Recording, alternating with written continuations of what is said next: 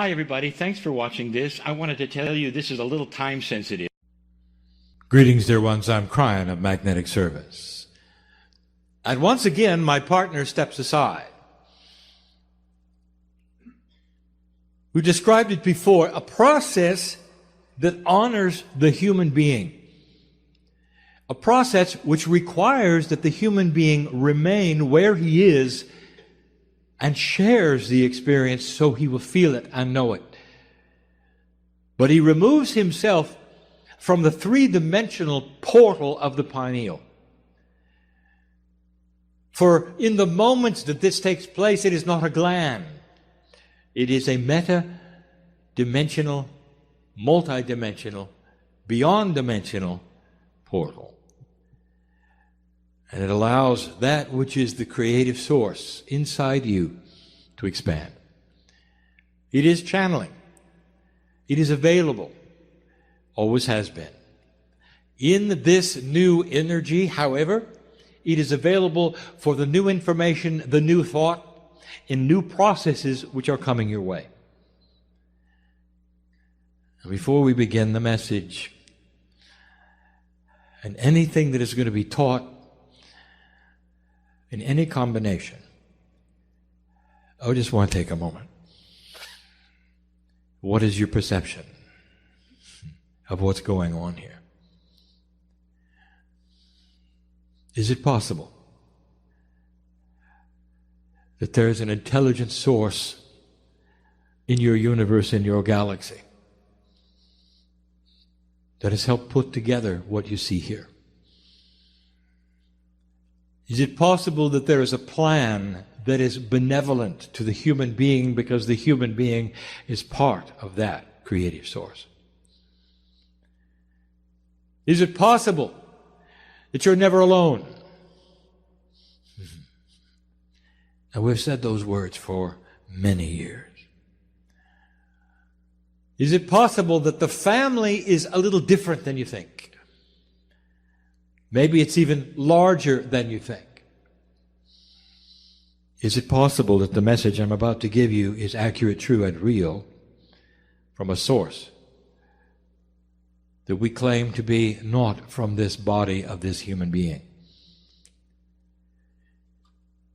It took him a long time to understand that there was no trick here. It took him a long time because the box he came out of said there would be.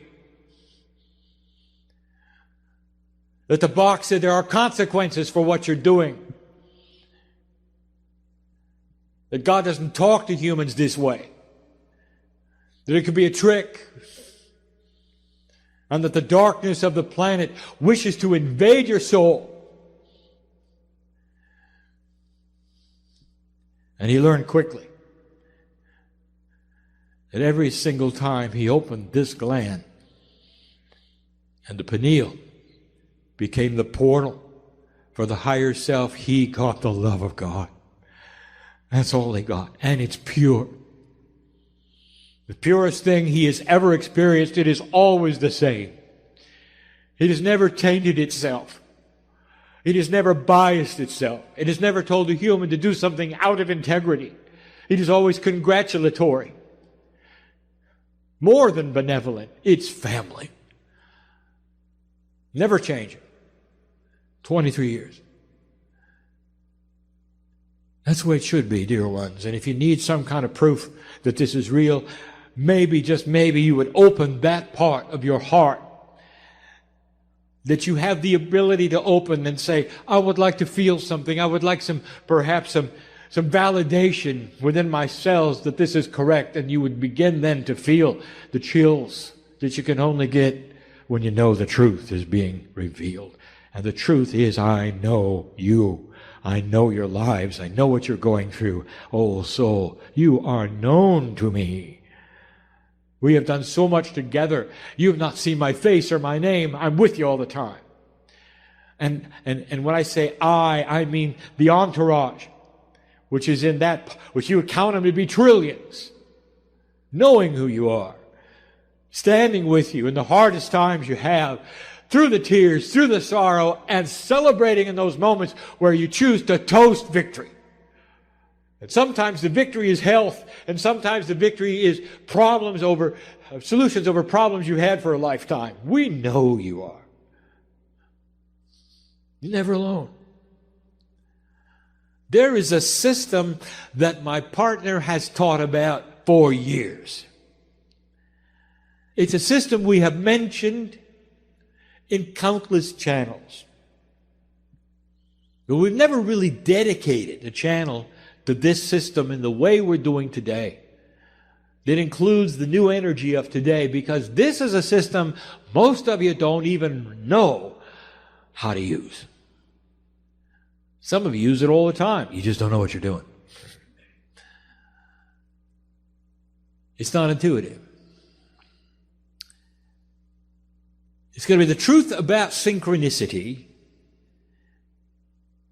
and we'll subtitle it The Demise of the Bell-Shaped Curve. When something happens to you that is good, your friends around you will say, "What a lucky person you are." What are the chances that this would have happened to you? When you go into a difficult situation, and perhaps it's even something that is common to humanity and in your culture, like surgery, and you will come out with such marvelous results, and they'll say, "Well, this is beyond our expectations, and what lucky person you are." And then you do it over and over. Or you go someplace and you meet just the right person who knows somebody else who just has the right information, and you end up with exactly what you wanted. What are the chances, they'll say, of this taking place? What a lucky person you are. Because humans do not see the structure of synchronicity. They see a structure of planning, forward-looking. And that is the only way you can achieve things. And in that puzzle, they even will mention positive thought. But that still is planning in a linear fashion so that you will arrive at a goal. And no matter what kind of process you have studied that will get you from A to B, there's got to be a goal. And in some of those, you will take the goal and you'll paste it upon the refrigerator so you'll see it every day. And this is a linear human being. What if I told you there is a process that is not linear, that has no goal at all? Not one in linearity, but one in conceptualism. A conceptual goal that says, "Dear God, put me in the right place. I don't know where it is. Dear God, when you do it, make it comfortable for me. Let me see the sense of it. Make it easy. And bring me the right situations to take me there." How about that? And if you told that to someone off the street, they would say, "You must be New Age. For it is not logical. For you sit in a place where you're expecting God to do everything." No, you're not. And that is the subject of today. No, you're not. You are simply changing the box of belief to include something that is not in 3D, but that some of you have been using for a very long time. You're just not aware of it. So today's lecture, that's what we're calling it. My partner liked that. Is about the power of synchronicity, the truth about it. What it is, where it comes from, who's involved in it, and what you can do to promote it. The human being creates it in their belief, and that is how it starts. Now, this comes from my partner, who loves to talk about the parking angel. Because this is the example he uses, so we'll do the same thing. Many light workers love to use that which they conceive as a special angel which has powers with cars. And that special angel will sit above the car, raise himself up, and see in a giant parking lot who is pulling out and where it's taking place.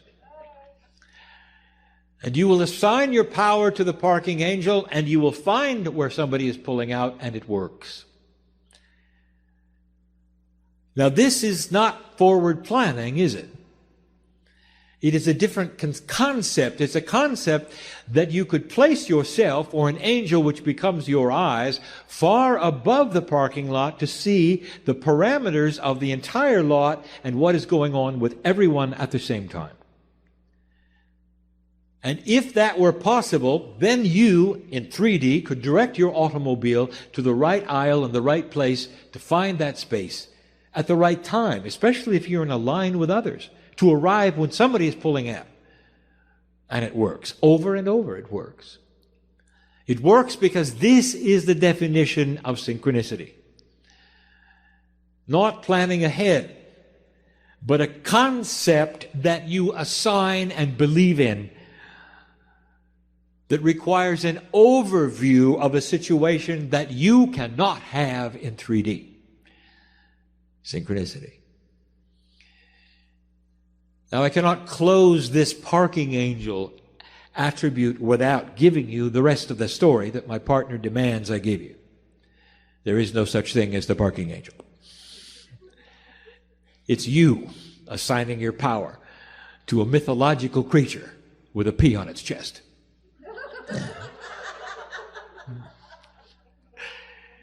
And humans are very good at this. They don't believe they can do it, but they believe angelic powers can do it. Therefore, they assign their power away. It's you doing it, dear one.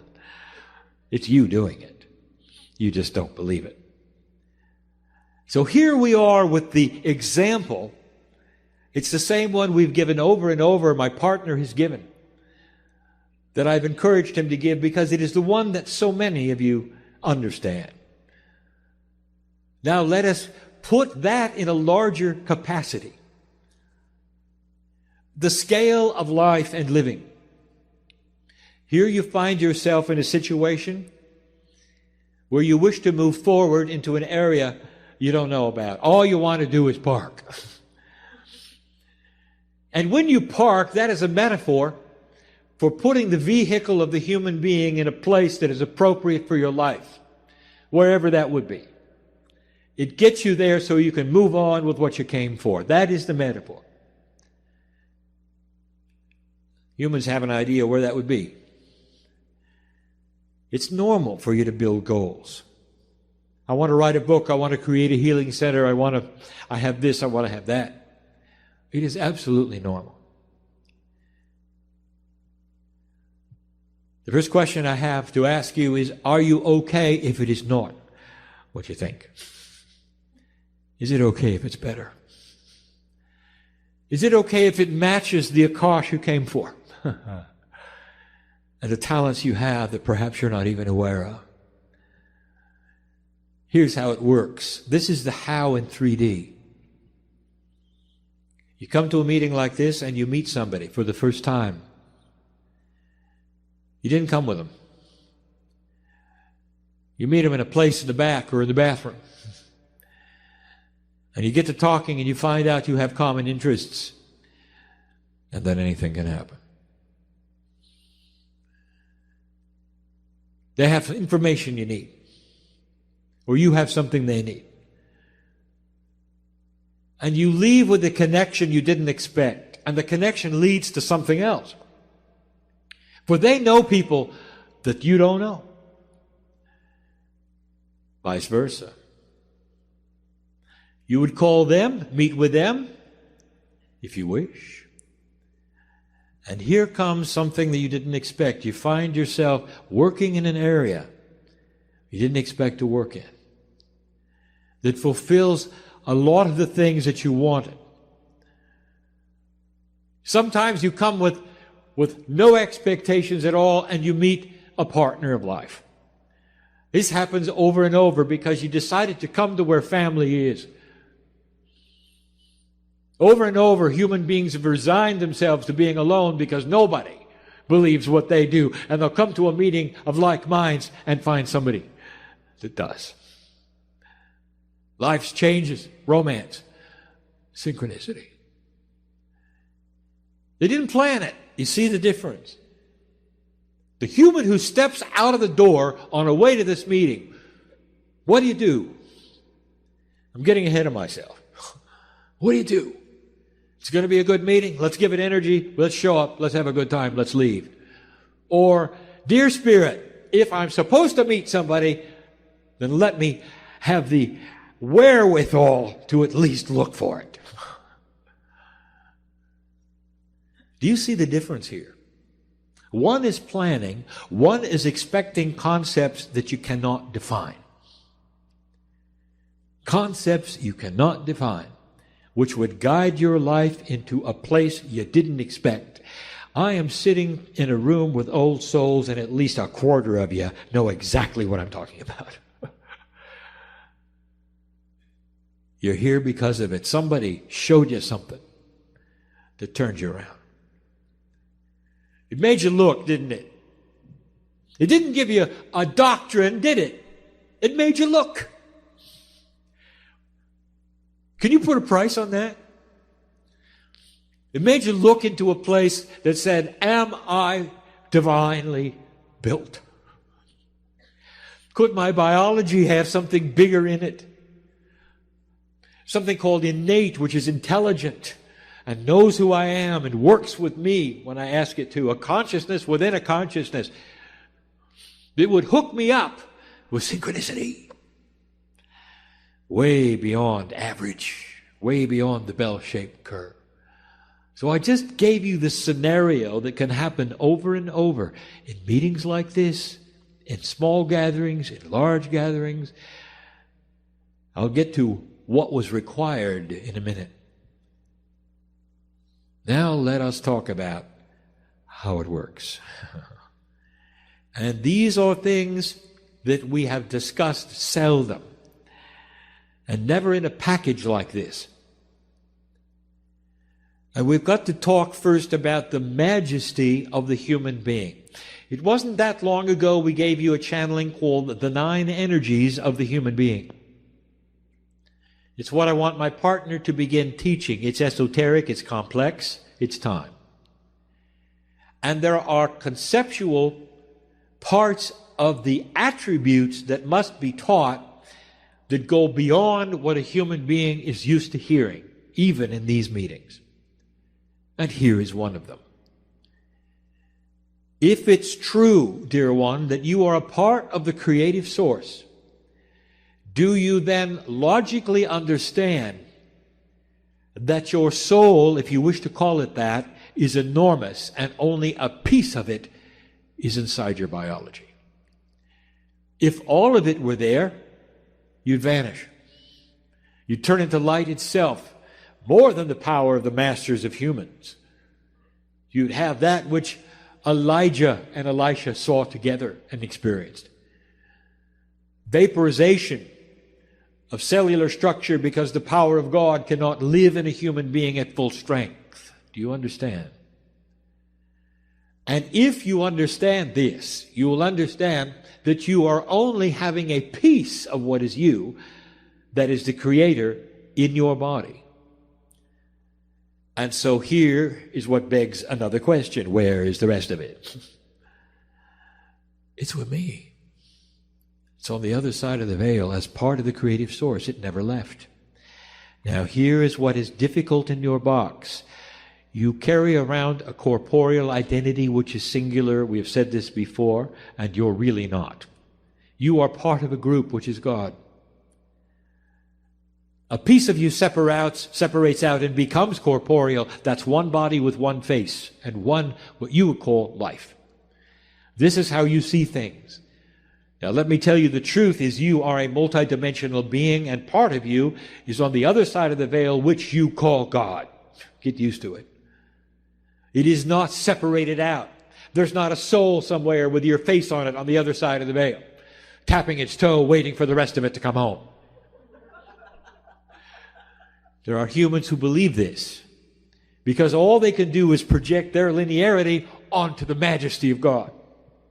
We've talked about that.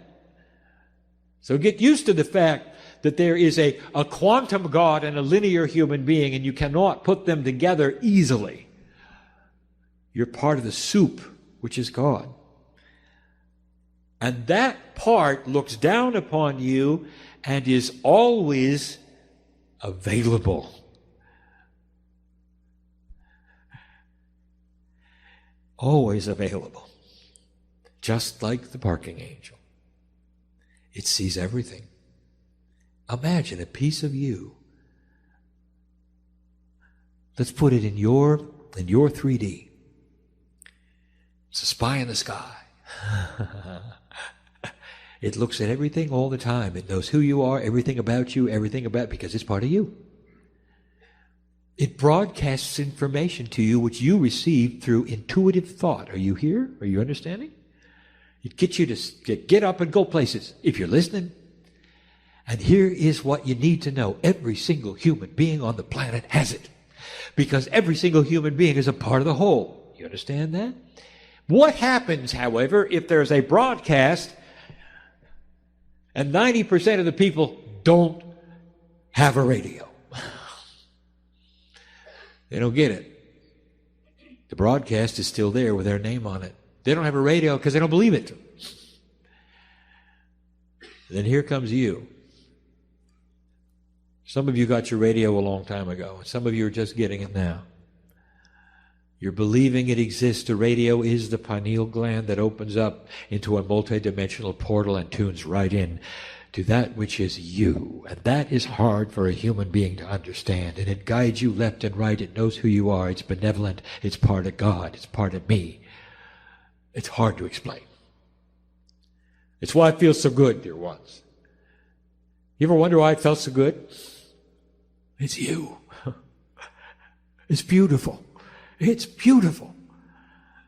If you're part of the creative source and you are quantum and multidimensional, it means that God has your face on it. And will never lead you into a place for other reasons other than benevolent and beautiful. And that's the system.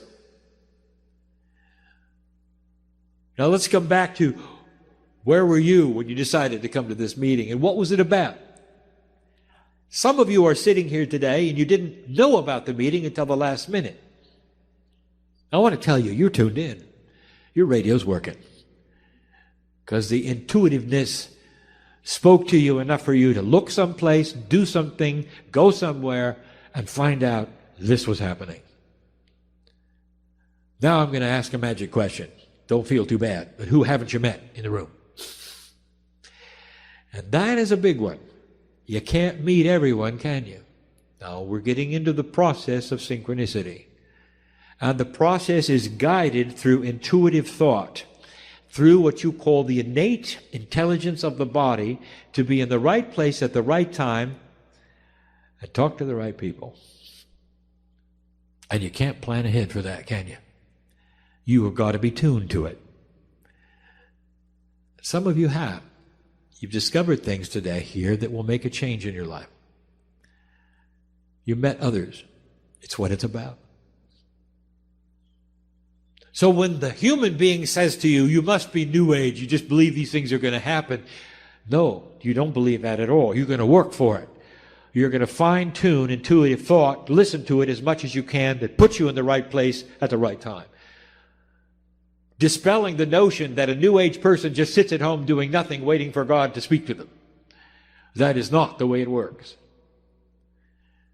You stand up and you move around. You may go places that don't have anything for you at all. You just had to learn to use the intuition. Was it right? Was it not right? What does it feel like when it's right? What does it feel like when it's not right? Put that together. Pretty soon, like any other muscle in the body, it starts to work better for you. Innate works with you to fine-tune it. Then you can look around the room and say, yes, no, no, no, yes, yes, yes. And know who you're supposed to talk to, perhaps who you're supposed to meet.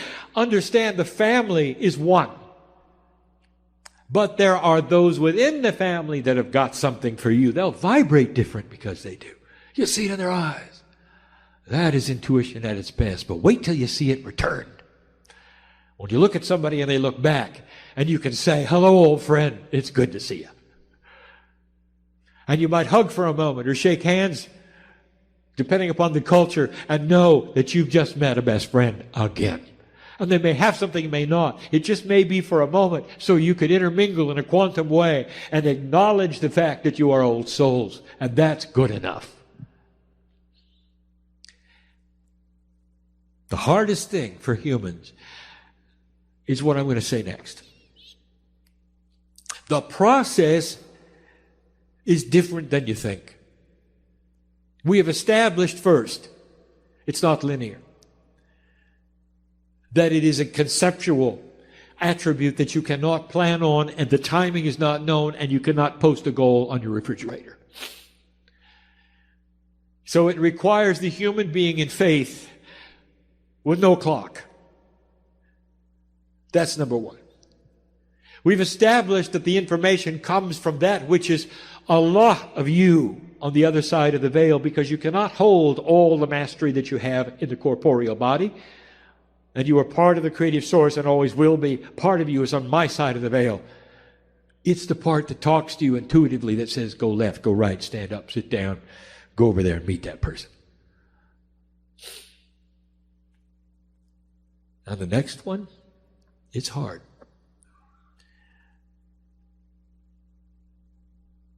How do we describe it? Got 7 billion souls on the planet. And they all have the same attribute as you do. All of them. And they're all on the other side of the veil as well as being here. All of them. And they're all talking at the same time and broadcasting things. But they broadcast them, these things they're broadcasting with the mind of God, because they're on my side of the veil. Are you understanding this? So if they have a corporeal self which is completely and totally unaware and has no radio, it doesn't make any difference. They're still broadcasting what's going on from the eye in the sky. And that means you can listen to them as well. They're tuned to your frequency. They'll tell you where not to go. They'll tell you things that intuitively will help guide you and help you. Now that, you don't understand. Again, in singularity, you're hooked up to one soul, you, right? On my side of the veil, right? No. You're hooked to all of them. And they're all benevolent at the same time. And so therefore, even the soul parts and pieces of complete non-believers are still broadcasting information that will help humanity and you and the ones who are not listening. And you're getting guidance from all. A hard concept. So it's not just for you to be here and there. It's also for you to stay away from here or know what's developing over there. Intuition starts to grow and you become really, really lucky to other human beings. Wow, people say, look at that tragedy they escaped. Why did you leave the building before it fell down? And they will say, I don't know. Something said to go. And they did. And it happens over and over and over and over. Is it possible that the human soul is connected in such a way that it talks to everybody at the same time, and the ones with the radios are picking it up? And they are old souls. What are you supposed to do with this information? Well, we've already covered a little of it. Understand the process and believe it. That's first. Do not get disappointed that the planning is not working. You can't have both, dear ones. You can't have plans in the corner just in case the synchronicity doesn't show. Because you'll avoid the synchronicity if you do it. Do you see that? Second one. Understand that synchronicity may take you to a place you didn't plan on. Is it okay? And the old soul will sit in the chair and will say, yes, it's okay, anything. Really? Really? Because humans like it their way. You get pushed and pulled to uncomfortable situations and places. Can you honor where you are and say, it is well with me. This is where I know I'm supposed to be here because this is where synchronicity placed me. And you can feel the love of God surge through your brain and your heart and all the cells of your body when you say that. Thank you, God, you say, for putting me in the right place at the right time. Let me tell you something. Your goal will never be accomplished. Is that okay? You'll always be in motion. Always. There'll always be the ladder to climb in knowledge, in awareness, in energy. New things coming your way, always. To the moment where you take your last breath, you will never have arrived. And you don't like that either, do you? You want to come to a place and say, I made it. This is where I belong, and I don't have to work much anymore. Old souls always are working. You have to just throw that away. And it's got to be good enough. Because that's why you're here. Synchronicity can put you in places that are beautiful. It can save your life. It will save your life. It voids all the karmic attributes that have pushed and pulled you forever. It changes the way people think about you because you change.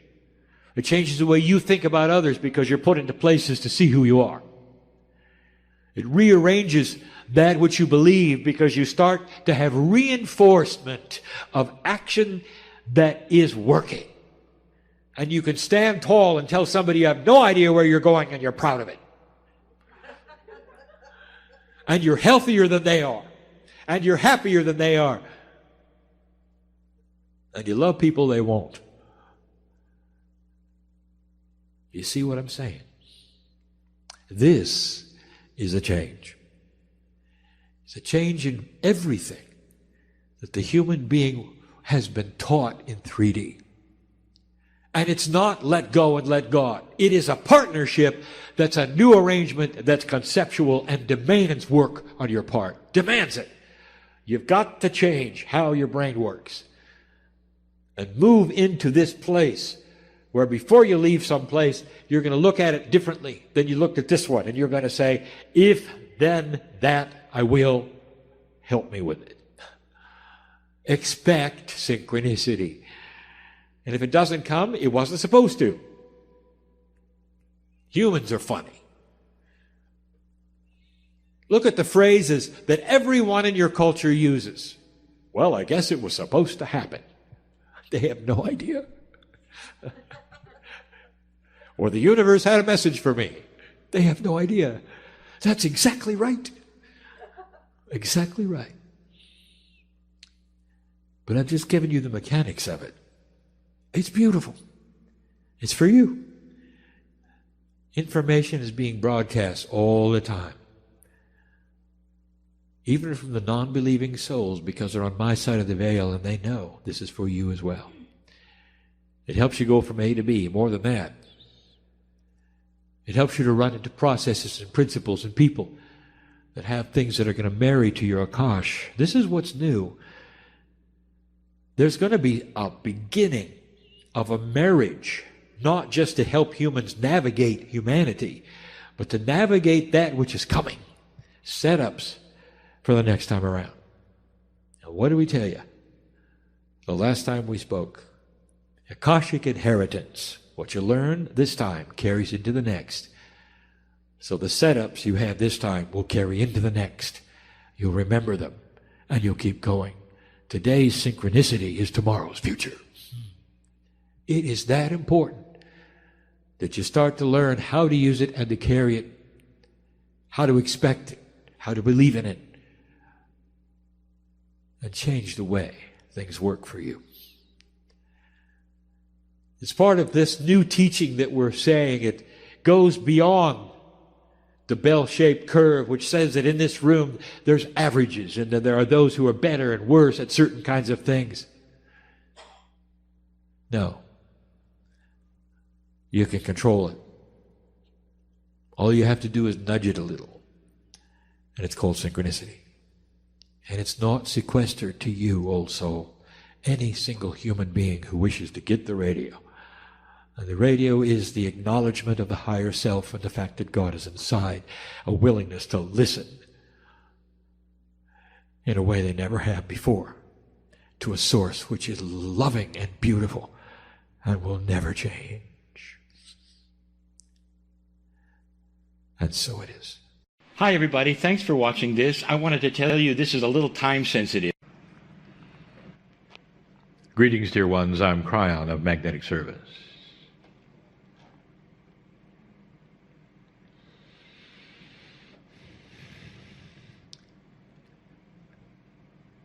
I want to give you some information today about something that all of you have and that's beginning to change. Through all of the years of the information, of the channeling, of talking about what is coming and how it will affect you, what you can do, the good news of it all, it continues. We have discussed with you that which is your innate. And there are some in the room or listening who can't really identify what the word really means. What is innate? I think it stemmed from the idea that innately you ought to be able to do certain things, but you can't. So innate has been the name given for your smart body. So the idea is that there is you, and then there is the you within you, which is smarter than you are. It's called innate, and you access it through many processes through the years. One, which is most popular, is kinesiology, called muscle testing. There are others which literally interview the innate. Now, the innate, the smart body, we have told you is connected to things within you and outside you that are grand. It is not a brain function at all, and yet the brain must be involved, as it always is. But it involves the pineal, it involves the heart, the triad. The innate is in contact more than you are with your higher self and your Akashic record. That's what makes the innate so smart. You might say it's the instinct that humans don't have that animals do. That is innate. The things that innate is responsible for is grand and great, and the list would surprise you. And that is why there is so much involved today with those and processes to get in touch with innate. The thought that inside you is a smart body that knows that which you don't. Imagine having to ask your body, what are you allergic to? Shouldn't you know that? So you muscle test to find out. That is how far removed you are at this point, human being, from being able to discuss back and forth with the innate. And if you could, what would be the language that you would have from you to the smart body? Let us say you could open a door to it. What would be the language? What would it feel like? I will tell you, dear ones, it is called intuition. Let me paint a picture for you. The child is sitting there and is about to touch the stove. Isn't it interesting that the child even wants to touch the stove? The child is on the precipice of a cliff and is about to walk off until it's grabbed by the adult. An animal would never do that. An animal would know about heights and gravity, and it comes with the territory of life with an animal. An animal would not touch a hot stove, even if it didn't know it was a stove. It senses the heat, it tells them to stay away, but not the human baby. It comes in completely clueless of some of the things that innate would give it if it was in touch with it. So the child touches the stove, there's a small burn on the finger. And inside the child's brain, there is activity that is forever. Synapse, neurons, complex growth that occurs that will etch into the child's brain, don't touch a stove. And it's going to be there all its life. That's profound if you think about it. One action of burning your finger will last forever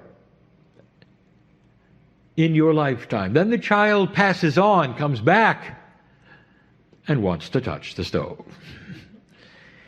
There is a disconnect, dear ones, in the human being of what is called instinct in the animal world. You are not receiving the things that you learned in the past life. This is one of the arguments that science would use for the non-existence of past lives. If you had a past life, you should know better, they would say. What they're not understanding at this point is that in the old energy, the human being is not fully functional. We've told you this before. You're operating at approximately 35%. It's starting to grow.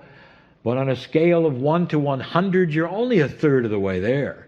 When it comes to wisdom and balance, intelligence, intellect, there are intellectuals who will argue, and they will say, we can think of anything. I am telling you, no, you can't. You don't know what you don't know. An intellectual will hit the ceiling with what it can think about until this planet starts to grow up. The consciousness is starting to shift and change, and one of the things you're going to look forward to, dear ones, we have talked about before, Akashic remembrance. But more than that, let's talk about how innate is going to be inherited through your Akash. I'm talking about two segments now. One is new children being born on the planet, and the other is what old souls can do on the planet right now if they get out of their box of belief that says they can't. Akashic inheritance, we've used the words before, Akashic remembrance, but you should know the one thing that starts to happen with children, with you, all of you listening, as you start to evolve on this planet, as you are, you're going to receive more intuition. In other words, that language to the innate is going to increase. The smart body is going to start releasing information. The child will not touch the stove. The child will not go near the edge of the cliff. This is important because you're going to start seeing it and you're going to wonder how they knew. I want to take you on a journey. It is the human being today represented, as we often have metaphorically, by a house. You live in this house, human being, and it's beautiful. You make it what you wish. Lovely artwork is on the walls. It's elegant.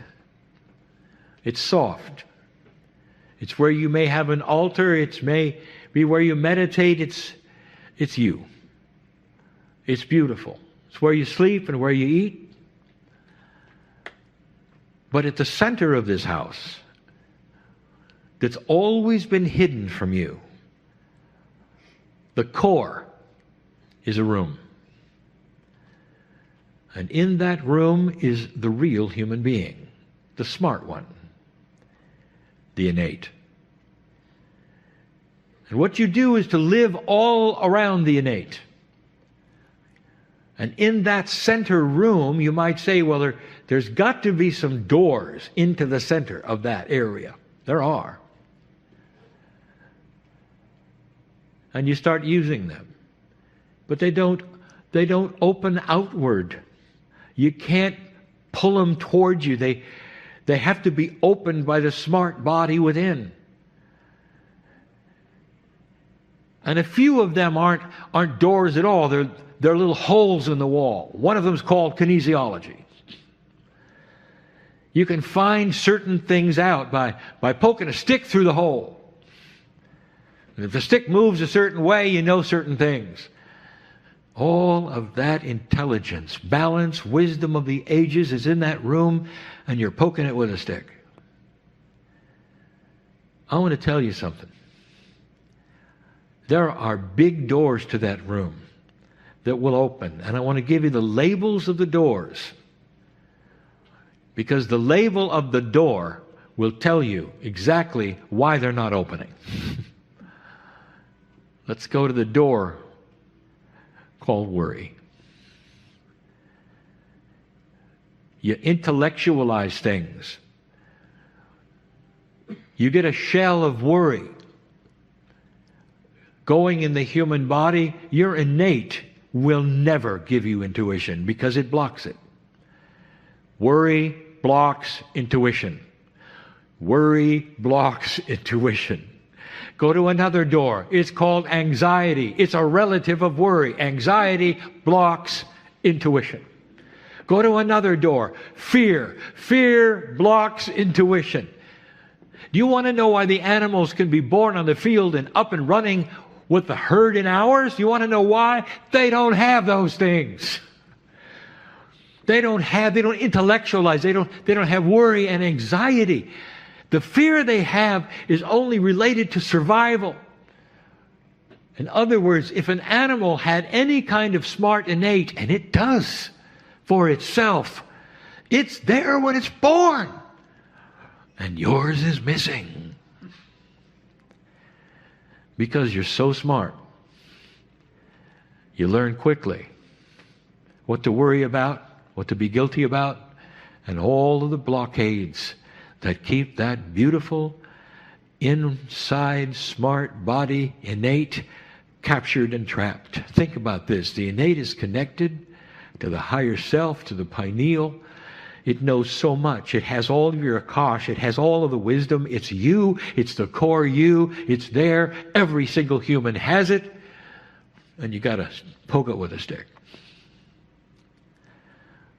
I want to present the solutions to opening the doors that will let innate get back to you through intuition. Increasing your intuition tenfold so you start understanding what intuition is telling you, where you can expect it, stand by, breathe while it talks to you.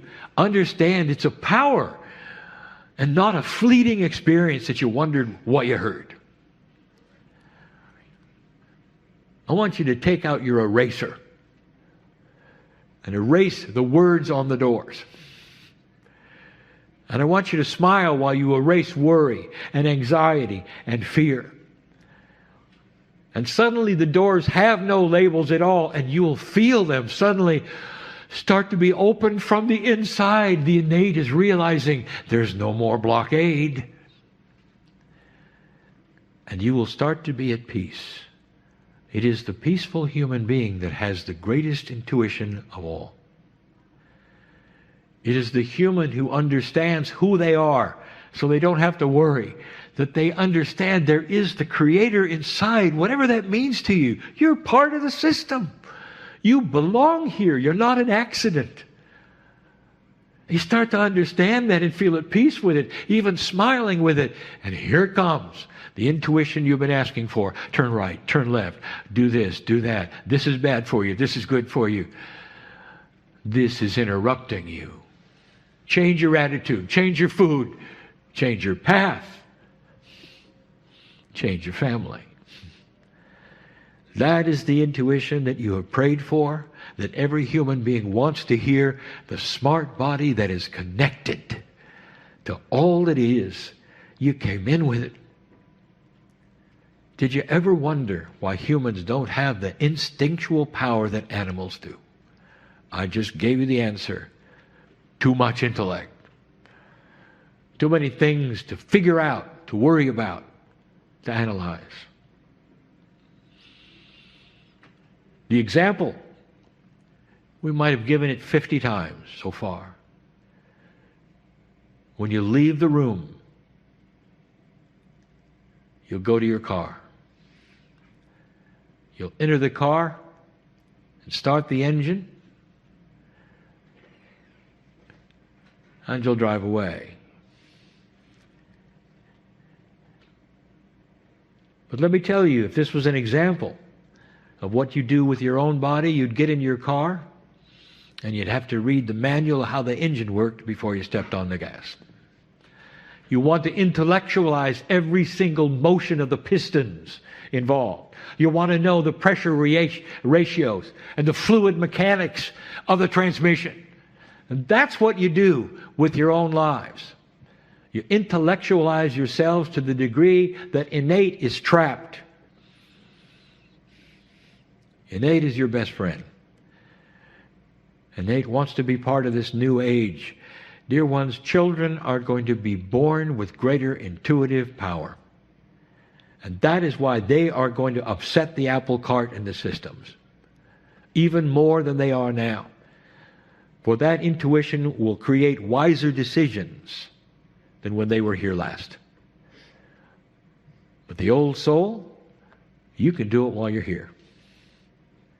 How many of you will drop the box of belief and says you can't? You have to hang on to this. You have to analyze this. You have to know about this. Instead of relaxing, taking a deep breath, and letting those doors fly open. That's what's coming. There'll be different success rates. Some of you will feel it and understand that it works, and then it won't, because you keep shutting the doors. There's something new to worry about. In other words, this is something you're going to learn. It's a process of peace. Dear ones, this is magnificent information for an evolving human race. Magnificent to know that the next time around you won't have to work so hard, the intuition will be there. But also while you're here, it's available. These are solutions for you. You deserve them. It's time. No accident that you're here, and it's going to solve some of the problems you came in with. And that is the message of the day. Let the innate start to be that which you trust more than anything else. That which is connected to your heart, to your pineal, to your brain, in a balanced way that knows the one soul, you. Go from this place differently than you came, in love. And so it is. Hi, everybody. Thanks for watching this. I wanted to tell you this is a little time sensitive. Greetings, dear ones. I'm Kryon of Magnetic Service.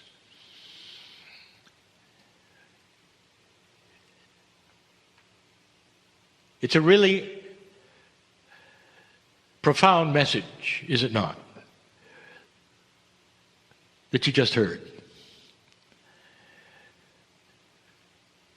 And I want to enhance it even further, but I want it to be this group. There are so many who would ask the process of channeling, it's who's really talking?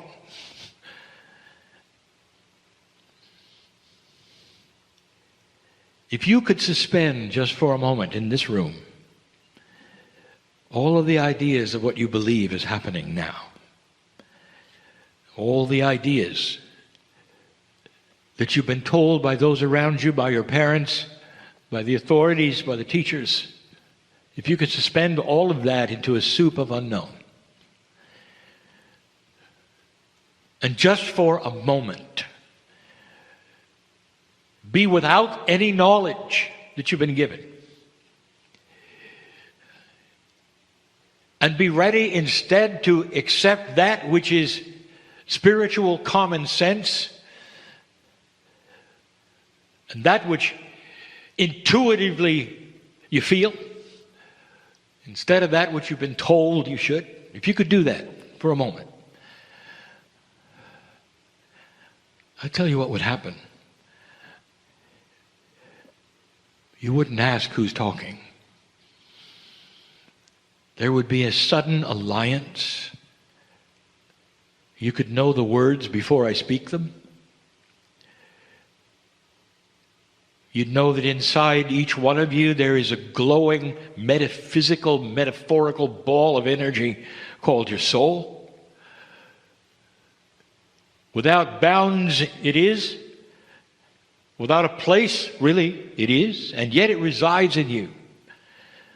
Your soul also resides out of you, and we have said that before. It's enormous. It's got your name on it. Remember, I don't want you to remember.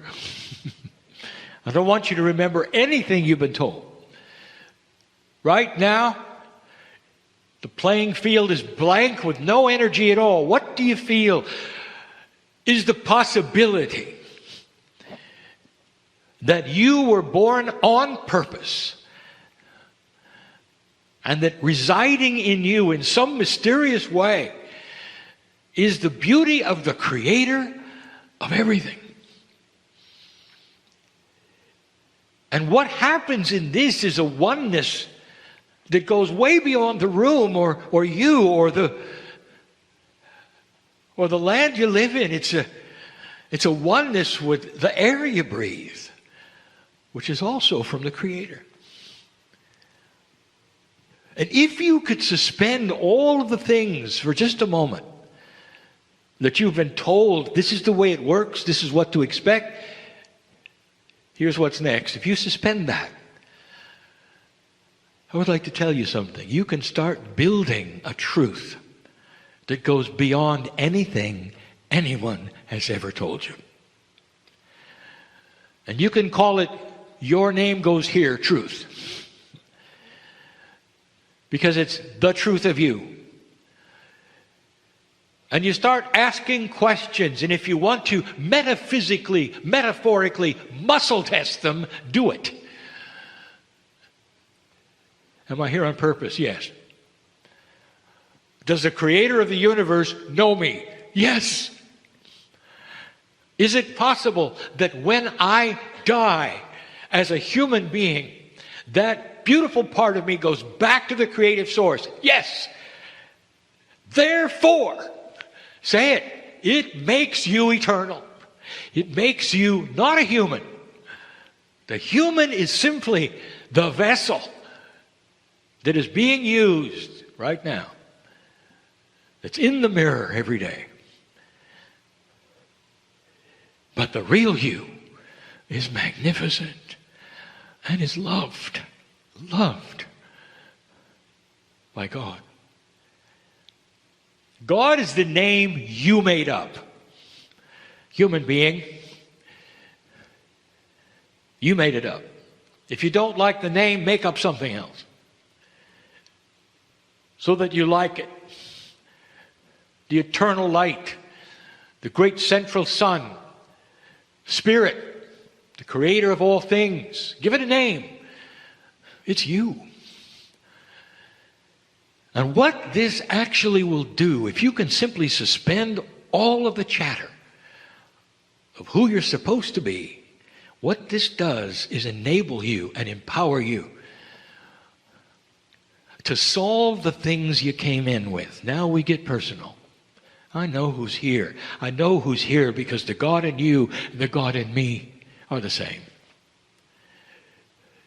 You're entangled with everyone here. And without even knowing that which is the problem you walked in with, I can say it's solvable. More than solvable. When you start changing the chemistry of your belief, your body responds. We're going to talk more about that tonight. In fact, I'm going to give you the title of tonight's message. My partner, don't be shocked, because he has no idea. And the title is, Who Do You Think You Are?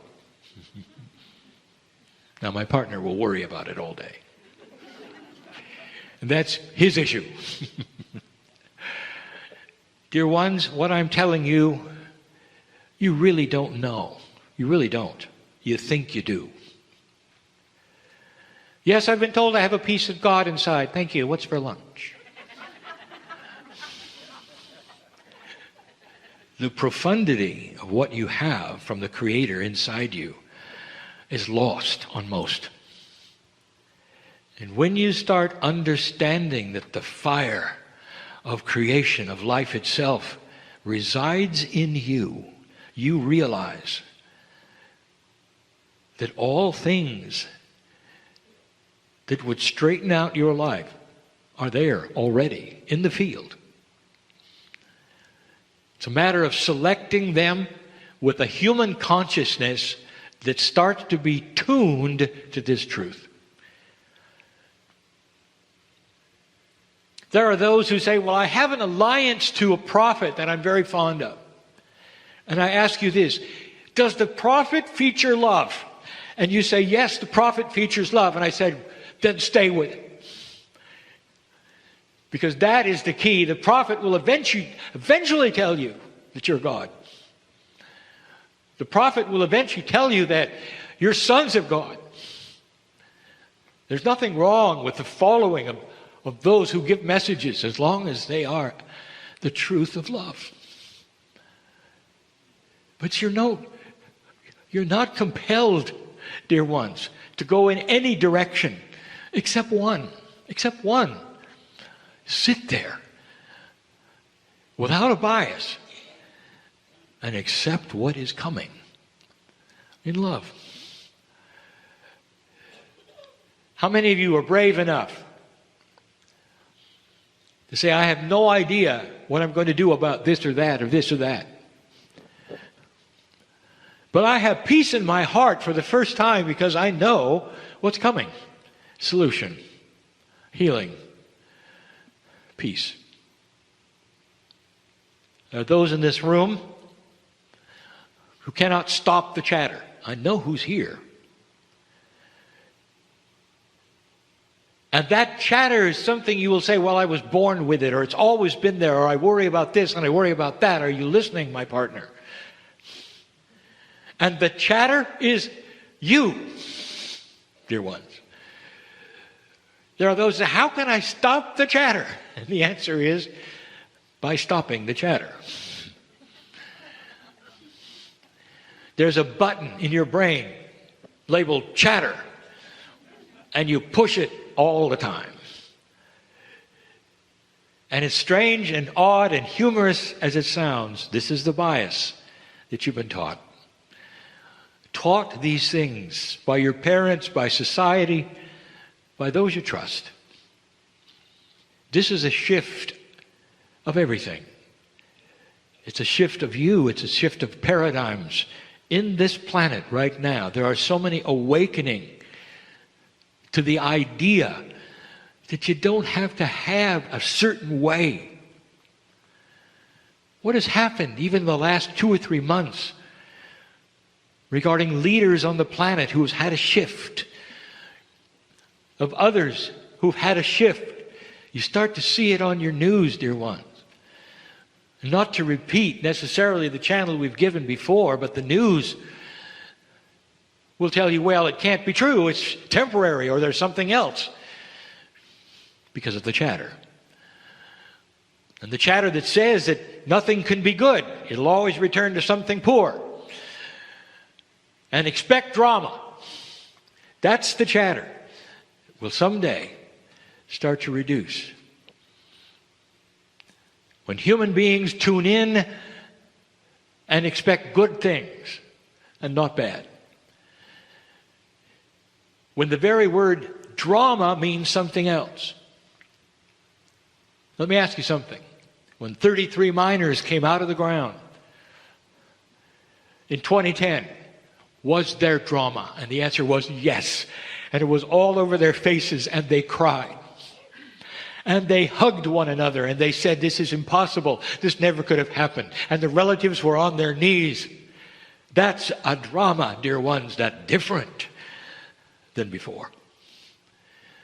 It's a drama of rejoicing, of human emotions in a state of euphoria because good things happen. Can you imagine yourself in a state of euphoria with tears running down your cheeks because good things have happened to you? And if you can, that's the first step. That's the first step. Knowing that you're here on purpose, that you deserve good things, and that there's a way out of the darkness. This is the message that Kryon has always given in so many different ways. But for you and for this group and for today, it's practical, it's pertinent, it's real. Now I say what I always say. The message is winding down, so you don't have to suspend your belief anymore. You can go right back and put all the chatter back. Everything that everybody told you you should or should not do can come right back if you want it. It's your free choice. Wouldn't it be nice to be your own person to the degree that people don't see you as obstinate or stubborn, they see you as loving. You're your own person in integrity and love. You know what you want. And it has results.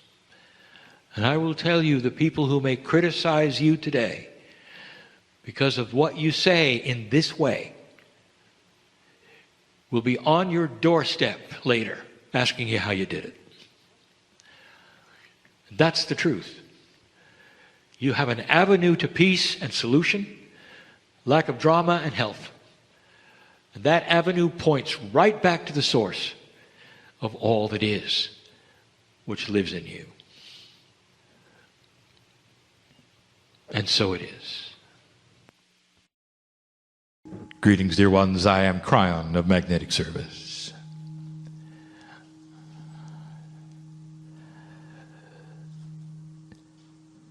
And I am in the place you would call Tucson. I say this for the listener, for the reader. For I see their ears and their eyes in a quantum state with me now. And that's what I want to speak to you about. That is the quantumness of God. That is the puzzle of logic. For what has happened in the city just recently would remain unexplainable to most. Humans want answers. And there are so many answers from so many places that don't satisfy. And this may be one of them.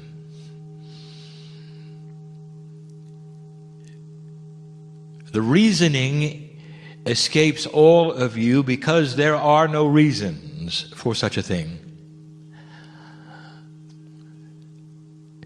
It is not pre-planned. There is no predestination. There was no certainty that on that day of the 8th of January that these things would take place. There are instead potentials. And so if you had the mind of God, you would have a layer of what we would call quantum logic, which is far larger than anything that you can conceive of. It's nothing that any earthling will ever be able to understand. For it is the mind of God. Yet humans carry in them the seeds of God. And humans carry in them that which is the creator energy. And so sometimes, just sometimes, we can make explanations that may not fit the logic puzzle of your reality, but you still understand at some level the appropriateness of all things. And yet you don't have the mind of God. There is a part missing from what you understand and what you know. It even goes beyond your intuition of what you could possibly see. Your reality as we see it in a quantum state is a series of potentials that are all together happening all at once. The lines that connect them is free choice. And so therefore, even as we speak, we know of the potentials that may occur that are both in your mind positive and negative. In what you would call a future time, and to us it is not, it is simply a soup of potentials. And so sometimes when we see a human being with free will and free choice, which is going to do something which you would call a tragedy, and an imbalance take lives, it is a potential on that which is what you might call the screen of what could happen. There's no guarantee. And yet the layers of logic, of spirit, use the synchronicity of what might happen in order to push and pull things around, so that if it does, there would be offsetting things that would be positive and good for the planet. And this is the puzzle before you, because it looks like God is involved. And therefore you would say, well, then God is involved in the tragedy. Why could this happen? Why would God let this happen?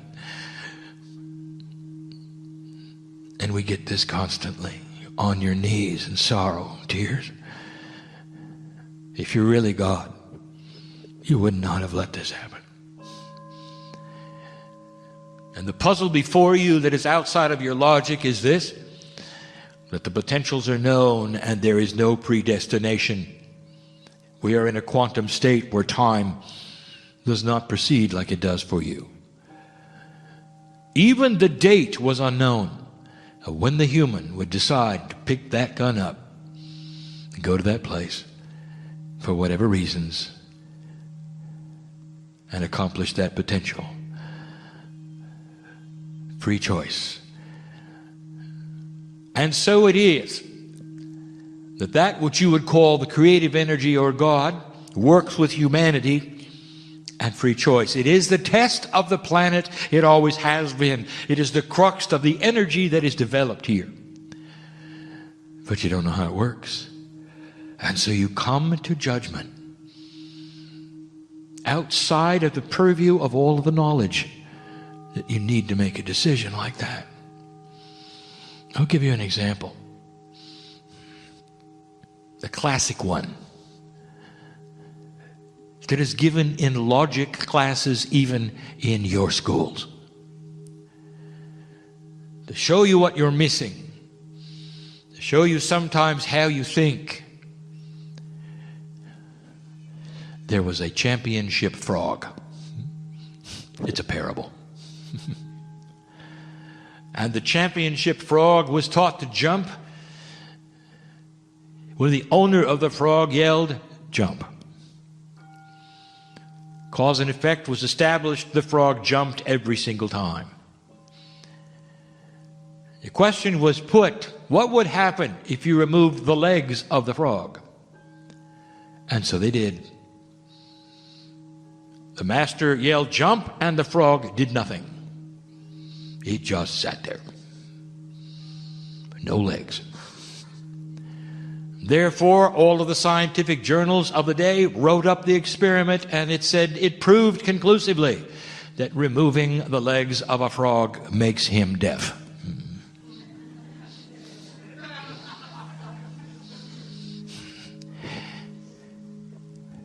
And you'd do that if you didn't know how a frog jumps, wouldn't you? And you'd accept that, and it would be fine, and you'd move on. And as silly as it is to you, it exemplifies you don't know what you don't know. And therefore, your logic is not the logic of God. You don't have the mind of God. You don't have the love of God. But you're learning. I sit in a place of advanced souls, and the things I may tell you now, you already know.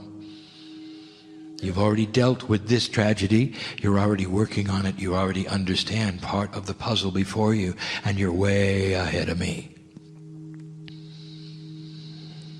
But there are those listening and reading who need to hear this so that they can put themselves where you are and take that which would seem to be sorrowful and abhorrent and turn it into a compassionate energy that will help this planet in positive ways that you cannot imagine. There is an energy going on this planet right now that is different than any before. Things are starting to happen here. And if you've been alert and astute and taking notes, you'd have noticed that events such as this, whether they are positive or negative, seem to wind up on an international stage where everybody can see it. And it's for a reason. There are reasons for things. And this is one of them. So that you could see the effect of compassion. We have told you the new energy that is being imbued into this planet by the crystalline grid of the ancients, by those living now, by the decisions of the harmonic convergence, by the 2012 alignment, all saying the same thing. Take a look at yourselves. And do not accept these things, whether they are good or bad, negative or positive, as simply things that always are. Look at the things you like and look at the things you don't like. And decide what you're going to do about them. Your action may be sitting in meditation and sending energy to the planet, sending energy even to the one who sits in jail, who is also loved by God.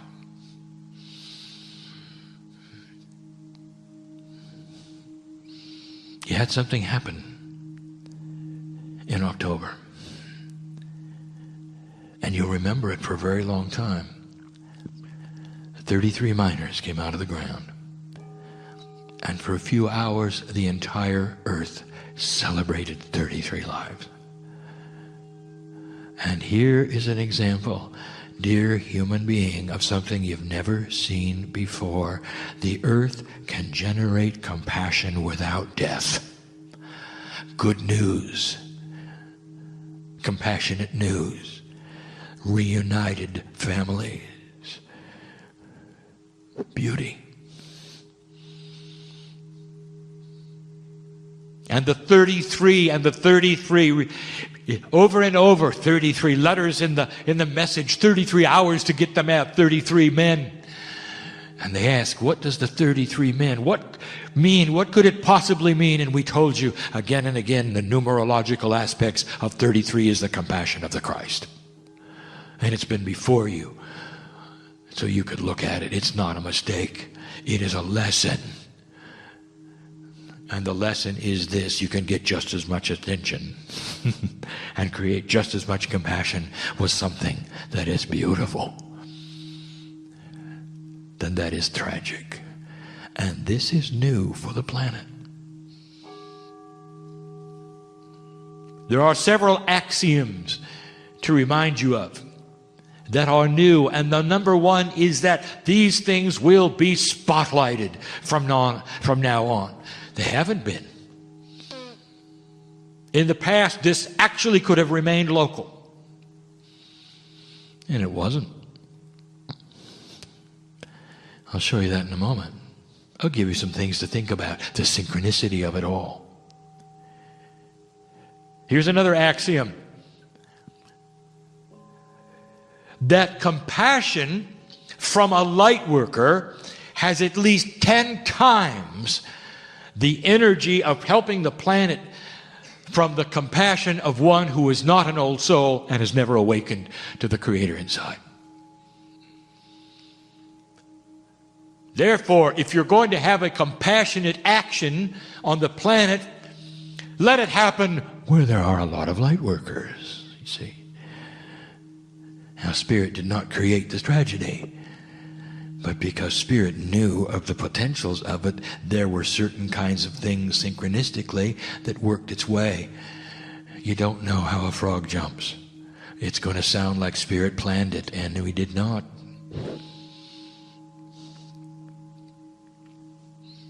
Let me tell you about the rules.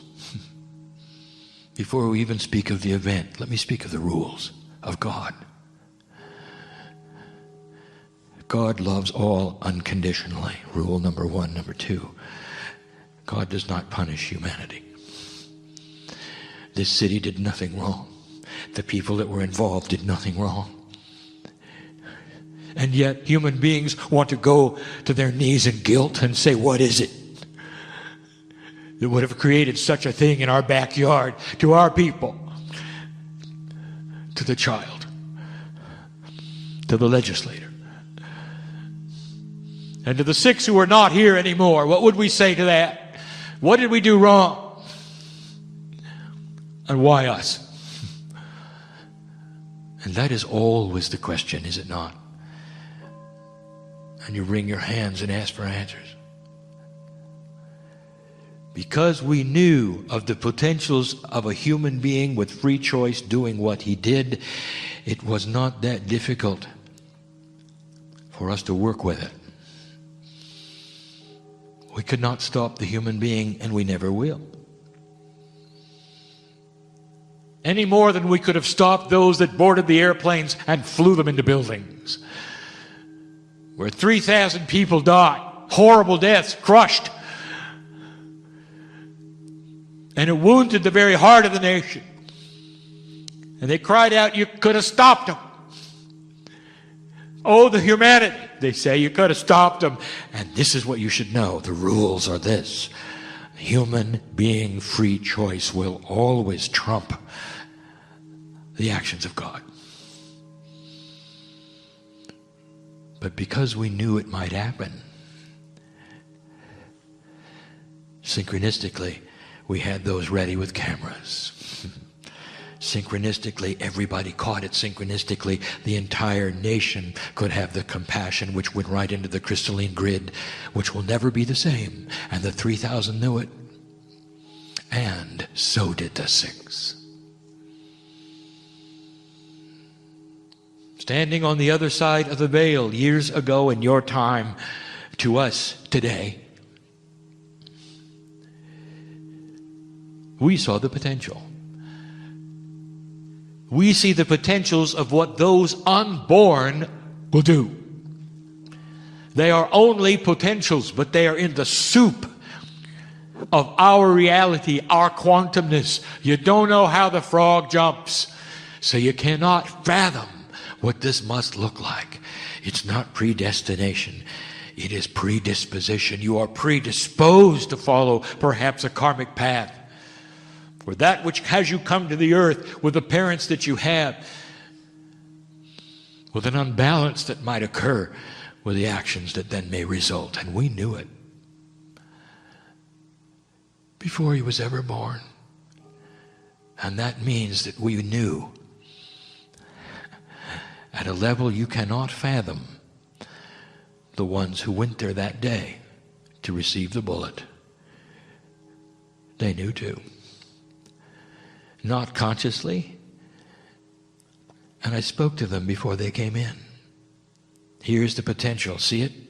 You're a piece of God right now, about to become a human being and give away the power and all of the knowledge that you have, and yet go down there once again and serve this planet, almost blind to the dimensions that you know, working in 3D, running into the walls of a misunderstanding.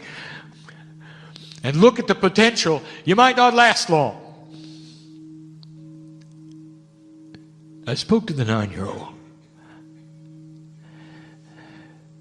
My dear, you may only have 9 years, maybe a little more. And you know what she said to me? If it'll help the planet, that's what I'll do. And you wonder why we wash your feet.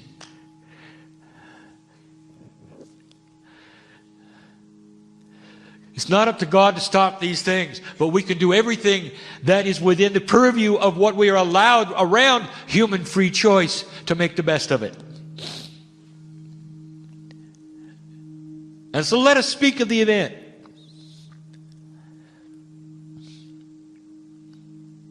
Why Tucson? I want to make a statement so that you'll understand this. For one of the questions is, when can we really truly start the healing of Tucson? When could we say we've turned the page and now we're healing, we've mourned enough, and now we're ready to get into another way where we can heal these lands and these hearts and all that? When will it start? I'll tell you, and you're not going to understand. It started before he was born. It started on January 8th. That the earth would have compassion for what happens here on an international stage, to the point that it would help peace on earth come quicker. And you wonder whether I want to tell you, they're on the other side right now looking back at you. And they're saying to you, we did our part, make it worth it. Make it worth it. We stepped right into it. Why Tucson? Why here? Oh, dear ones, listen to the synchronicity of this and understand. This is a healing place. It's a clean place. The indigenous made it that way. It's a precious place. The ancestors knew of the potentials here. And the purity of the land itself, pristine, could accept this tragedy, and it could go into it in a precious way without blocking anything. In less than a week, you gather in an international way to honor what? The beauty of gems. It's an artist colony. It's where beautiful things take place. It's the home of authors who have books of love. That's why Tucson. Because it is taken place in the cauldron of wisdom. And the ancestors are here to validate and verify what I am saying. You, as you sit there, dear human being in this room, are part of the ancestor energy. Some of you are your own ancestors as you sit here. You know of what I speak. There is wisdom in these words. If it's going to happen anywhere, let it be here.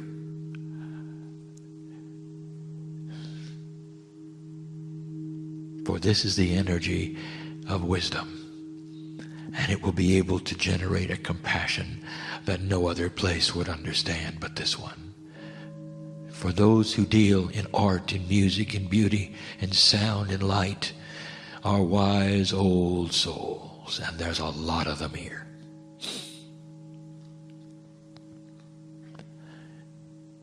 Oh, let me give you something to think about. And I'll just get right to the elephant under the table. Was it political? Doesn't matter. You cannot assign judgment or blame, and Spirit will not. But here is an interesting fact. Because of the target that he chose, and that which is political in the tragedy and the attributes of it, it brought the president here. And then it was international, wasn't it? And then it became the compassion of the planet for just a moment, and not the compassion of Tucson or even of the United States. Do you see what that did? We couldn't control the shooter. nor would we ever. Free choice. But the synchronicity around it, let us help make it into a compassionate event that would help the planet. You don't know what makes the frog jump, and some of you are still being confused. I want to take you back to 1999 to show you how unusual this is. 1999. Two young men walked into a school in Colorado, loaded with weapons, and they proceeded to shoot their classmates. And a lot more than 6 were killed. Can you imagine being a parent that day? You send your child to school, you expect them to come home. And the grief was great, and the compassion was great, and the tragedy was there to see, and there was no presidential visit.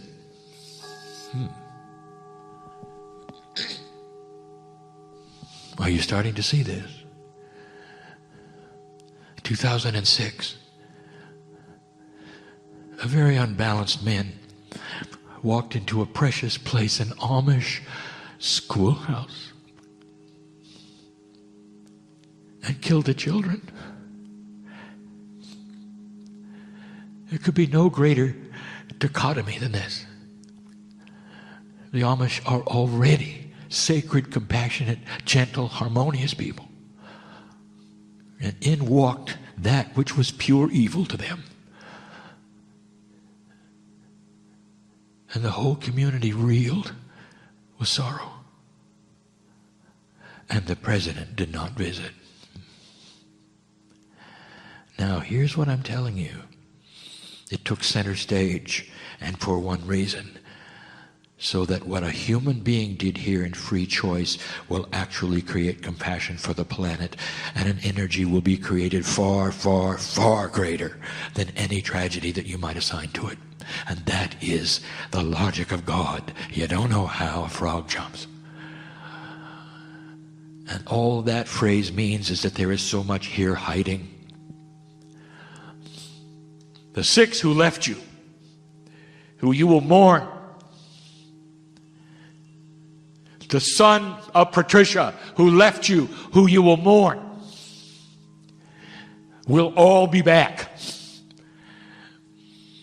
And as they return and as they grow up, they are growing up in an energy that they helped create because of the compassion that was felt at their departure. That is the logic of God. And it's about peace on earth. It's about that which you are creating, which is changing the paradigm of your reality. And compassion is the key. And so, human being, what are you going to do with that?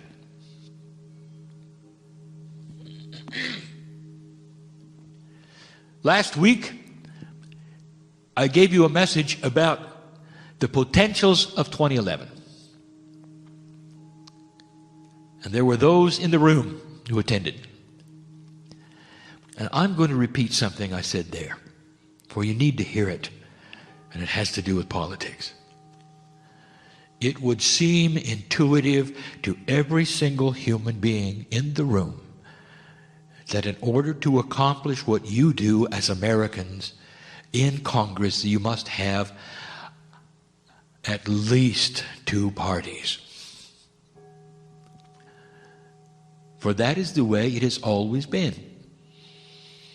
The red and the blue. What if I told you that there will come a time when there will be no parties? And you will say, well, that's impossible. It's impossible, Kryon, because you're not human. You don't know how funding works, you see. It's got to be a party that creates the power to raise money for the ones who cannot, and it's spread around, and this is the way we work. And if you didn't have parties, you'd have no funding. Nobody could advertise. No one could get elected. Oh, really? Are you aware right now You have a president who was elected on the internet. He figured it out. When everybody can talk to everyone, you have plenty of funding. A few dollars here, a few dollars there. You talk to millions at the same time. They talk to millions at the same time. It's a new paradigm of communication. The young people know all about it, and you can't stop it. It is a worldwide communication. It doesn't matter how many laws you pass. It doesn't matter what you decide, who is in charge. You can't stop it. It's out of the bag. This is how the communities are going to be communicating. This is how the politicians are going to be communicating to you, literally coming into your home in a holographic form perhaps, and explaining their position one by one, without a party. And you will elect them to your Congress without a party. And they will sit in the chairs without a division, and there will be no such thing as the aisle. And that human being is called unity. And there is a paradigm that you cannot even imagine. And it's in the works. And then you'll have a Congress that works together and gets things done. Compassion and unity are the new key words of the planet. Tucson is part of it. I want to congratulate those in the room who already knew all of this. And have been working these puzzles since January 8th.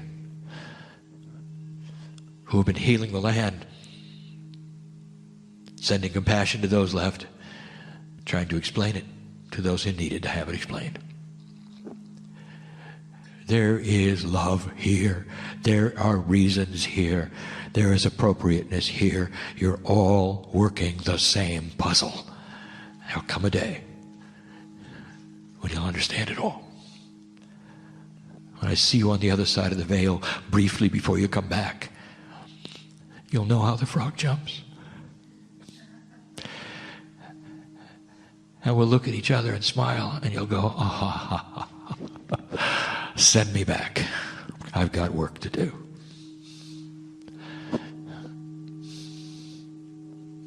Did you know that's why I'm here? To explain these things as best I can. I give these things to you in pure love. Pure love. No conditions here. Whether you believe me or not, whether you believe this is real or not, whether you agree with me or not, I see God in you. And that's good enough for me. That's good enough for me. And so it is. Giving yourself just a moment to come to the center of your being with your breath. Take another lovely deep breath into your belly. And then just let your body soften. Feel what it's like to just relax your shoulders, the area around your heart and your chest, your hips and legs and arms. Just with each breath, let that relax a little more, soften a little more, so that your receptivity is heightened, so that you feel the energy as well as hear the message. There have been healings in the energy of these channels. There have been transformations in the energy of these channels. It can happen and does happen all the time to anyone. And you can allow that for yourself in this moment. Take another breath into that idea. Just open up to the possibility. And maybe even say a little, yeah, that could be me.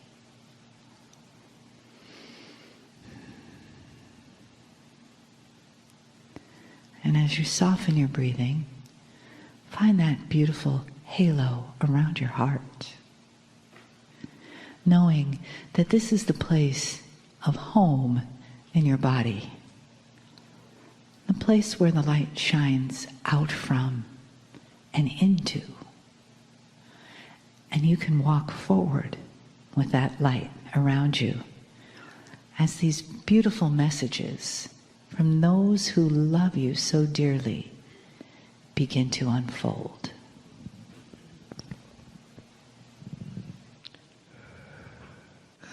So it is good day to you, huh?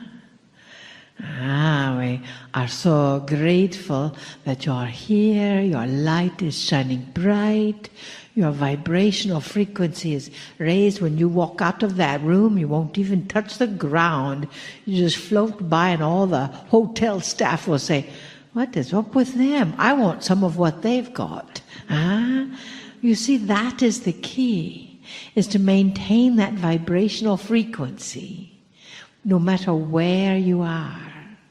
No matter how you are. Those of you that are joining the sisterhood tonight, you will learn a song about your own sacredness. We want to remind you, you are sacred. You are holding sacred space for yourself. And of course, when you hold it for yourself, you're holding it for everyone else around you.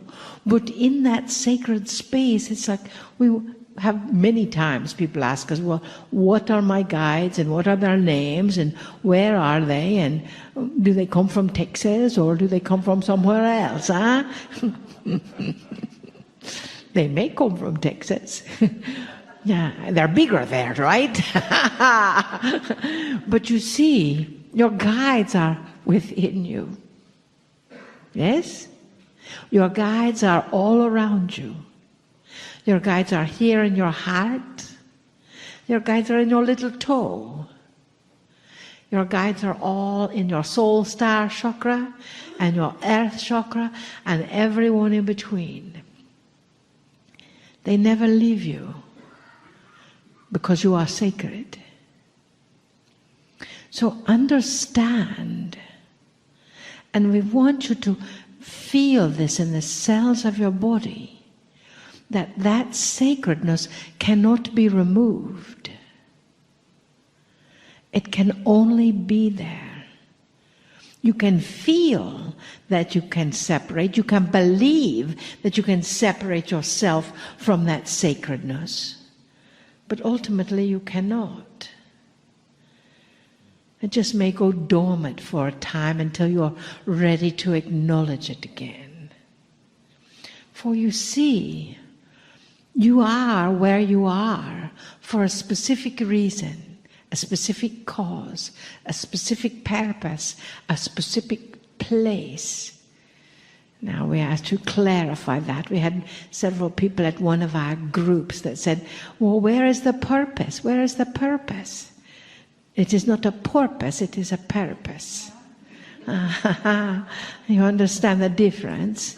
One is in the water and one is choosing to go in the water, maybe sometimes. But you see, that is your purpose. Without the fins, except by choice. But with that purpose, that is the divinity. That is the divinity that you hold. That is the divinity that is encompassed in your body. And some people might say, well, if I am this sacred being, why have I been diagnosed with an illness? Please note how I stated that. I've been diagnosed with an illness. I don't have it. Which is a difference. Understand that sometimes people experience something that will help raise the vibrational frequency of the planet. Help raise the vibrational frequency. They volunteered for that mission. And that could be why, what is his name? Michael J. Fox. Huh? Did he not educate the world on Parkinson's? You see, that is how it works. So understand that just because you're sacred does not mean that there's not an ailment there in some capacity, but you get to decide how you respond to that ailment. You get to decide, is this something that is going to stop you? Or is this something that is not? We have a dear friend that was diagnosed with stage 4 ovarian cancer. The doctor said, you need to get your affairs in order, that it is time. How long does she have? We hate it when the doctors say, oh, maybe 6 weeks or 2 months. They do not know. That was many years ago. She is still with us. You see, then when she had a doubt, the cancer came back. When she was gone, it was gone for 2 or 3 years. Then she started rearing up that old anger, which is a symptom of cancer. Rearing up that old energy and not acknowledging it and tucking it back inside and staying in that Zen place, as all spiritual teachers are supposed to be, which is ridiculous, We know you're real people and the Zen place is not always there, but you get to come back to it because you're sacred, And then she's done the energy of keeping herself positive. Letting go and healing, doing Reiki and body code and emotion code and any other code she could find. And she went from stage 4 again. Now she is at stage 1. In just a few months. So you see, she is acknowledging her sacredness. That is what we ask you to do. With any illness or not. But acknowledge that sacredness, that intention of what you are doing for yourself. Because when you are doing it for yourself, with, as our dear friend Kryon says, compassionate action spreads. And even when you go to the market, others are affected by your actions.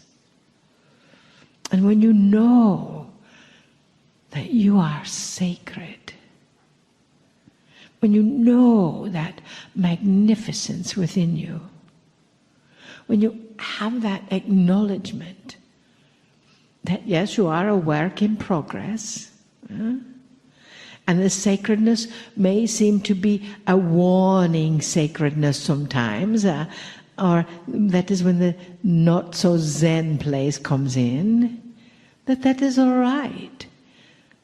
God, the source, gave you all of these emotions. Why wouldn't you use them? Why would you have to keep them in? The key is how you respond to the pile of contrast. Oh, this was on a different message. The people that are listening now may not know what that means. But as you see, then it is how you respond.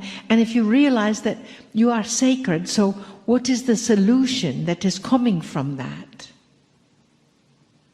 What are you learning from that? What do you get the opportunity to step into from that experience? That is where the magic is. That is where the compassion for yourself and all others are. And that then places your soul back into the place of integrity. And that is the key. And then what happens to everything around you? It also has the awareness of going back into integrity. For you see, dearest beings of light, you are the light. Yes? You are the ones we have been waiting for. And And it starts wherever you are. You do not have to wait until this happens or that happens, or you get taller or skinnier or fatter or shorter or in a sweetheart relationship or not. It starts right here, right now. Sometimes we draw an arrow on the floor and says, start here. Hotels don't like that though. So just visualize it. Start. You are here. And then you see arrows going out in any direction. Every direction. Because a step in any direction is the right step. You see, that is what happens when you are sacred, and you know this. When you are the holy ground that you wish to see in others. When the bottoms of your feet are holy ground. Where the top of your head is holy ground. When your arms and legs, if you have arms and legs, are holy ground, and if you don't, the energy is still holy where they were. That is what we want you to understand. Take a deep breath.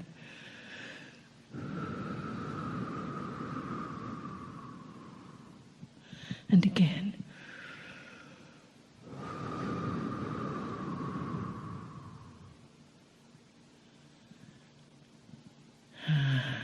Better? Yes. You see, sometimes even in the most sacred of information that is connected, you stop to breathe. You stop breathing. You don't stop to breathe. You stop breathing till you to breathe. Or something like that. Stop and breathe, huh? Wherever you are. We know for some of you it may be a shock that you are in a human body now. And you have to breathe in and out to survive in this planet. Remember, breathing brings you present. That is what we ask. Stay present. And understand that your presence is a present to all. It is connection. And for that we are grateful. We honor you. We love you. And we bid you namaste. Greetings, dear ones. I'm Kryon of Magnetic Service.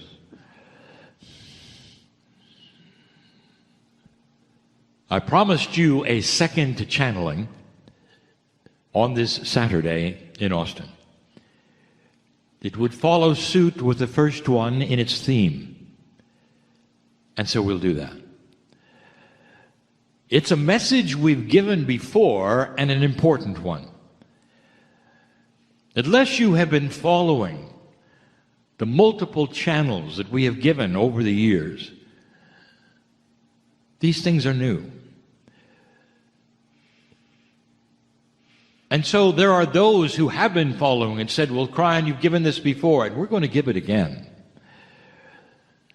Because there are so many that are just coming across this energy, this message. And some of you are going to relate. The subject is the frustrations of the light worker in the new energy. And again, just for a review, the whole pretense is that past 2012, there is a new paradigm. And the first thing that changes that we talked about is you. And so this is about you. However, what we want to discuss at this moment are those old souls that have been in the work for a long time. It's not uncommon that there would be old souls that have been working the puzzle of light and dark for years. Years before 2012, there have been healers, many of them in the room. There are channels, many of them, in the room and listening, that have been doing their best on the planet to change that which is the consciousness to help those around them. And suddenly, there's a change. And the change is in energy. And let's discuss this. Which energy is it? What kind of energy is it? And we'll say it's raw energy. That's the kind that the old soul depends on. If you are in the category of one who is helping the planet in any way, in the meditation, in the healing, in authoring, those who write, and you've been doing it for many years, we're talking about the raw energy of connection. We've given many messages on connection.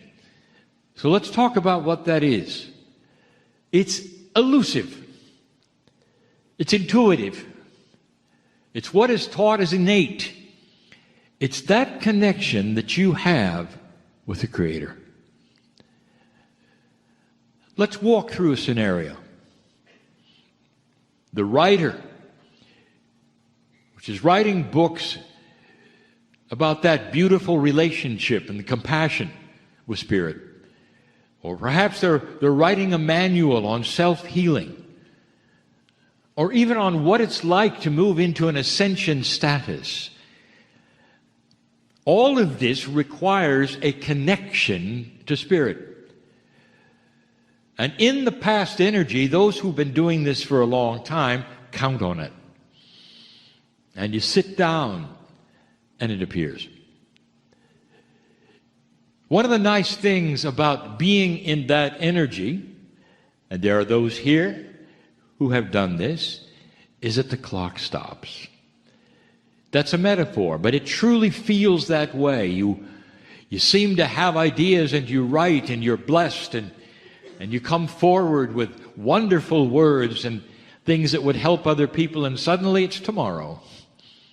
And the clock doesn't seem to cooperate. It's going too fast. Healers on this planet have similar kinds of situations, and there are so many of you. And some of you are doing it long distance and meditations, and some of you actually seeing patients. Some of you working with the numbers system or the astrology system. But those who see the patients and those who come and go will feel the connection when the patient walks in the room. The connection is the innate, which says, here is a blessed soul who comes to you to shift their energy. And you do. And the energy shift that you give them allows them to see themselves in a way they never did, and the healing starts. And this is what you do. There are so many here and listening who have been doing these kinds of things for so many years. There are some who have been doing it longer than my Kryon. My Kryon. This energy, this Kryon, has even been on the planet channeling. These are the ones I'm talking to. 2012 brought something different. And if you are one of these, a light worker who has been in this energy before 2012, working the puzzle of light and dark, of healing, of writing, of self-help, any of these, the meditation warriors, the prayer warriors, the one who change energy with their thoughts, there's so many of you because you're old souls. 2012 came about and you didn't think anything of it. Because the promise was that 2012 would begin a refreshing energy. I use these words so often. Light worker, get ready, for the wind is at your back. Light worker, get ready, because now there are those who will hold your hand and take you forward. You'll be aware of those guides. All manner of things are coming. And then slowly, they didn't. And there are so many of you who are looking around and saying, I don't know how to say this, but I've stopped doing my work. And you would then confide to the one that you would love the most, who would understand, and you'd say, the connection is gone. Suddenly I have writer's block. I can't go further because there's no connection there anymore. It's a kind of like a bad joke that I would have all of these gifts and all of these tools, and then we would come to that, the marker, the 2012, the change of consciousness, and it all starts to disappear. So many healers having patients come in and not feeling a thing, going through the motions, actually helping them, but when they leave and the door is shut, there's consternation, there's frustration. Where's the connection? Where is the beautiful connection that I used to count on, that was here year after year after year? The meditation warriors, the ones who meditate for humanity and for transparency and just general help for the planet, you would go into meditation or have groups that would meditate. And suddenly, you're not feeling it anymore. Those things that would make your heart sing and you would swell up with the love of God and the compassion in the room, they seem tempered now. They're not there like they used to be. That's who I'm talking to. Now, I've told you about this before, and it's critical that you truly understand the immensity, the enormity of what's going on. I told you a while back that more light is being poured into this planet, specifically by the nodes of the planet, and we mentioned it before, that it's starting to shift and change not just the energy of consciousness, but the connection. And we've said also before that the very connection that you have is starting to be enhanced. We sat before you last week and we told you about the innate and the expansion that's going on. We mentioned to you that it's a brand new energy of connection and that it's intuitive. And if you want to connect, all you have to do is give intent. That's what we told you. Meanwhile, the light workers, the healers, the ones who have been working so many puzzles for so many years before 2012 are saying, well, not for me. What's going on? I want you to think for a moment about vibration, about frequency. Now, vibration and frequency are three-dimensional words that are often used to describe that which is your state of being in enlightenment. And some will say, well, I feel like I'm vibrating at a higher level today. And that would be the metaphor. That's the words that you would use. None of that is accurate. It doesn't matter. That's how you feel. And it's understood by other light workers. And if someone would say, well, how does it feel? You'd say, well, I think it's a higher vibration. I think it's a frequency that I've never been on before. Meanwhile, those who have been doing this for 20 years, 10 years, even 5 years, or before the 2012 shift, even 7 years ago, are saying, not for me. And so if that is you, this is for you, frustrated light worker. Listen to me. In your own terminology, if you've been listening to a radio station that's a certain frequency on your dial, as they used to say, That's been the connection. And when you walked into those rooms, healer, or the patient, or writer, when you sat down, you tuned to that station. And it was always there. And the beauty of that is the transmission and the reception was on the same frequency. That's how it works. But as you faced this new energy, you didn't get to be where the new ones are, who are just coming around and learning about intent and connection. You see, they know where the new station is, and you don't. Imagine that station. Beautiful it is. Call it what it is, the compassion of the Creator, the love of God. Call it whatever you want to. A multidimensional station that talks to you and suddenly is not there. What has taken place is beautiful for you and for now. And this is the information. This is the solution. It changed frequency. You didn't. And so you tune to the old station, really not understanding that something has gone on with this planet, with light itself, which is actually moving existence, reality, paradigm of connection. The station changed frequencies. And so the next thing you should know is there's nothing missing. And the next thing you should know is if you retune to the new station, every gift that you have is going to increase. Writer is going to start pouring out. Healer, there's going to be too much come in, more than you've ever seen before. This is the promise, but you have got to reconnect. All right, Kryon, how is that done? It's not difficult. You have been doing this work for years. You know what to do. You just haven't done it. Number one, cognize the fact that the station is gone. Number one. Now that's critical.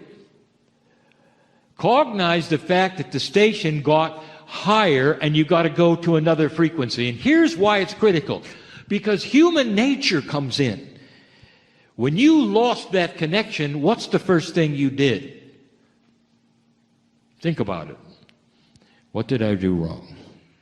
That's what you did. You went right to the dark side of fear, wondering why God did this to you. I'm talking to you. Now that is human nature, as it exists today, not as it will exist someday in the future, but that's what you were taught. It left, you must have done something wrong. That comes from teaching. That comes from your parents. It comes from others who have taught you the mechanics of all these things and the way they work the best they could. But that's not what happened. What happened was that the station got new equipment. And the light started to be turning on. And the reception that you want has gone to another place in you, which is a higher vibrating place, and you've got to match the frequencies. Listen, if this is you, follow these instructions. Dear Spirit, I now realize I've done nothing wrong. There's nothing missing in my life. I am sitting here and poised and ready to go to the next step, to tune metaphorically to that new station, to go to a higher vibration and continue my work. Dear Spirit, I give intent with my intuition to tune to the new station. Oh, I'm delivering chills to my partner because this is what he did some years ago. Some years ago, when he thought he was at the top of the ladder. And in the shower, I asked him if he wanted to go to the next step. And he was so downtrodden when he thought he was at the top. He had to change frequencies. And so do you. And he asked the same question, dripping wet. What do I do? And I said, you have no idea. The power of intent. Here it is yet again. Human consciousness with pure intent can accomplish anything. And especially if you're already knowledgeable and have been a light worker and want to go to that next step, to retune to the higher frequency. Dear Spirit, I give intent for it. Allow me to find it. I want the intuition. And then you go to that place where you say, I claim it, it's happening. And you sit down. Author, and it's happened. And there it is, the reconnection. And you go, oh my, it's so bright now. There's too many words. Or the healer who doubts themselves because it hasn't worked for a while, who now realizes that they have to redo the connection, and they go through this process of intent, meaning it, understanding it, feeling it, recognizing the sense of it. And then when the patient comes in, it all comes flooding back in. I guarantee you, healer, if you're seeing patients, that next patient who walks in after you have done this will ask why you're weeping. Because you'll say the connection's back. And I can tell you so much that's going to help you. It has to make sense to you that this is what's going on. There's been no issue. There's been no problem. You've done nothing wrong. And there's so much here. But you got to recalibrate. And this recalibration doesn't require you read things, take courses, climb steps, or pay anything. Sit alone and feel the sense of it. Raise your hand and state it. Let this be the time that my innate will take me to the higher frequency, because I was designed for that. That's why I'm here.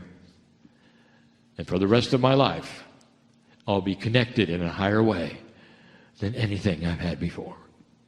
And then thank the Creator that it's actually happened. Frustrated? Yes. I just gave you the solution of why you were frustrated and what to do. Especially for those who have worked as light workers way before 2012. I speak to you. Your lineage is shamanic, or you wouldn't be doing this. Even the meditator. Your lineage is shamanic. And you have been tuning to these frequencies for lifetimes. And now they start to move. And the light starts to increase. Welcome to a new earth, light worker. And stop being frustrated. There's more. But for now, that's enough. Go from this place different. And you can, with free choice, create the impossible. And so it is.